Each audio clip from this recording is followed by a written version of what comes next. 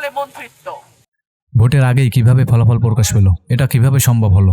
ব্রাহ্মণবাড়িয়ার 2 আসনে স্বতন্ত্র প্রার্থী ব্যারিস্টার রুমিন ফারহানা মন্ত্রী হবেন, এমন একটি খবর বাতাসে ভেসে বেড়াচ্ছে। তিনি নিজে এই বিষয়টি নিশ্চিত করেছেন। কে তাকে মন্ত্রী বানাচ্ছেন, চলুন আসল কাহিনী শুনে আসি তার নিজের মুখেই। যাদের জন্য আমি এই লড়াইটা করেছি, আমার প্রাণের দল, যেই দলের হাত ধরে আমার রাজনীতিতে আসা, আমার নেতা 3 বারের প্রধানমন্ত্রী দেশনেত্রী বেগম খালেদা জিয়া।